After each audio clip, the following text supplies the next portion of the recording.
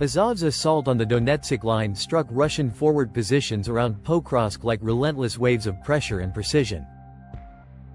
Guided by real-time coordinates from reconnaissance drones, advanced teams directed armored infantry straight to their targets. All Azov had to do was act, erasing Russian strongholds in Pokrovsk from the map. Meanwhile, a United 24 donation campaign is linked in the description. If you wish to stand with Ukraine in its fight for freedom, your support matters. Now, let's return to the front line. The coordinated strikes captured in drone footage show a flawless execution, simultaneously hitting trench entrances, supply depots, and machine gun nests. Continuous fire and seamless repositioning neutralized counterattacks before they could develop. Within minutes, Ukrainian forces secured footholds at two key points, while the second wave locked down Russian retreat routes. Drones acted as both shield and guide, allowing infantry to advance without exposure. On the ground, the operation demonstrated precision, discipline, and flawless timing. As soon as the first defensive layer broke, flanking sabotage teams deployed smoke to cover the Russian withdrawal. The operation wasn't about breaking the line wide open, it was about suffocating Russian forces, narrowing their options until resistance collapsed. Earlier in the summer, the Pokrovsk-Drobilia axis looked like a tactical advantage for Russia. But as momentum faded, that advantage turned into a vulnerability. Reports from ISW and independent sources confirmed Ukrainian advances in key settlements like Vladimivka and Mikhailivka, with counterattacks severing Russian prongs and collapsing their encirclement plans into a shrinking pocket. Azov applied simultaneous pressure from the north and south, cutting supply routes and forcing the enemy into a desperate retreat. Long-range precision strikes crippled logistics in the rear, fuel, ammunition, and medical evacuations ground to a halt. Rather than rushing forward recklessly, Ukraine opted for controlled compression, minimizing losses while locking in gains and denying Russian forces any chance to regroup.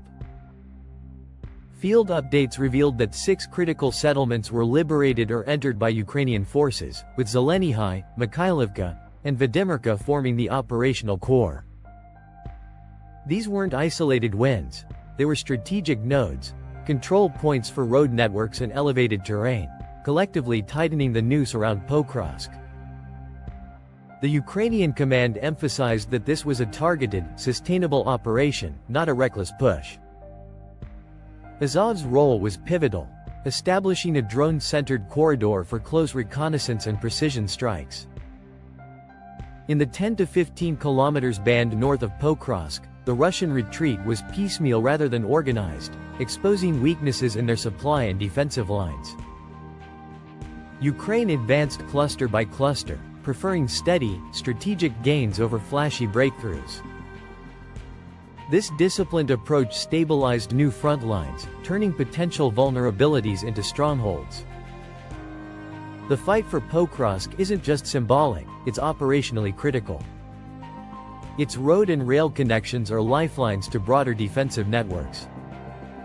By disrupting Russian plans and controlling these nodes, Ukraine not only halted encirclement efforts but flipped the situation, forcing costly Russian losses instead of allowing a propaganda victory. Azov's doctrine, precision, discipline, and sustainable pressure, has proven its value. Every small, deliberate step tightened control, disrupted enemy logistics, and degraded their ability to respond.